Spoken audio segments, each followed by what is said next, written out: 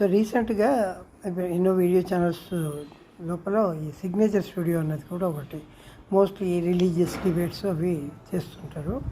Think Mahender గారు I think దాని owner are దాని మెయిన్ చీఫ్ అతను. చాలామంది ముఖ్యంగా ఈ ఎప్పుడైతే కాంట్రవర్సీస్ మొదలైనాయో ఈ క్రిస్టియన్ మత మార్పిడి ఇలాంటి డిస్కషన్స్ లాస్ట్ 10 years నుంచి శివశక్తి అని హిందూ జనశక్తి అని ప్లస్ చాలా పాస్టర్లకు వాళ్ళ ఓన్ ఛానల్స్ ఉన్నాయి. దాని మీద ఒక్కొక్కళ్ళని పిలిచి వీళ్ళు డిస్కస్ చేస్తున్నారు. ఈ సిగ్నేచర్ స్టూడియో అతను నేను అబ్జర్వ్ చేసింది ఏంటి అంటే ఈ స్టూడియో లోపల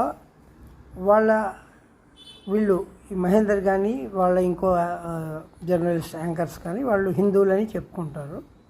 బట్ వీళ్ళ మెయిన్ ఉద్దేశం నాకు తెలియంది అర్థం కానిది ఏంటంటే అల్టిమేట్లీ వాళ్ళు హిందుత్వాన్ని కించపరిచి వేరే మతాలను గొప్పతనాన్ని ఎదుటి వాళ్ళు క్లారిఫై ఇస్తే అక్కడికే వాళ్ళు ఆపేస్తుంటారు.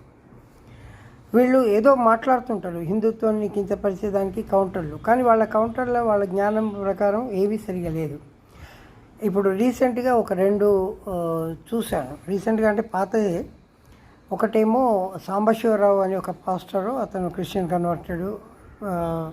ఇంకో అతనేమో రఫియో షెఫియో సెమీ అనుకుంటాను, ఒక ముస్లిం అతను. ఈ రెండిట్ల లోపల నాకు కొన్ని కామెంట్స్ నేను చేయాలనుకున్న ఏంటి అంటే ముఖ్యంగా ఫస్ట్ షెమీ అతనికి వస్తుంది. అతను ముస్లిము.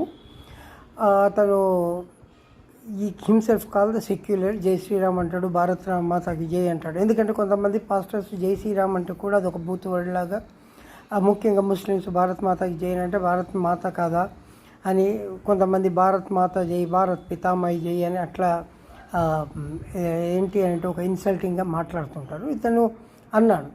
అయితే ఇక్కడ వీళ్ళు ఏంటి అంటే వాళ్ళు ముస్లిమ్స్ చాలా సెక్యులర్సు, అంటే ఇస్లాం చాలా సెక్యులర్ రిలీజన్, ముస్లిమ్స్ సెక్యులర్ అని ఆ యాంగిల్ లోపల వాళ్ళు మాట్లాడారు. ఒకసారి వాళ్ళ హిస్టరీ అదంతా చూసుకుంటే ఆ సెక్యులరిజం అనేది ఎంతవరకు నిజము, వాళ్ళ మత కన్వర్షన్స్ ఎక్కడి నుంచి స్టార్ట్ అయినాయి అవన్నీ వాళ్ళకి తెలిసిపోతాయి.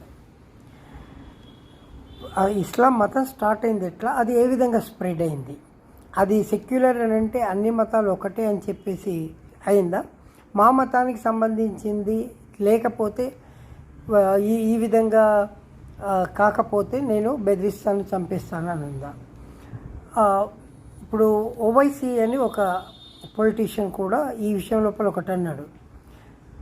400-500 సంవత్సరాలు ముస్లిమ్స్ పాలించిన హిందూ దేశం లోపల అనుకుంటే ఇస్లాంది మతతత్వమే రిలీజన్ అయితే అందరినీ ఇస్లాంగా మేము చేసేవాళ్ళం కదా.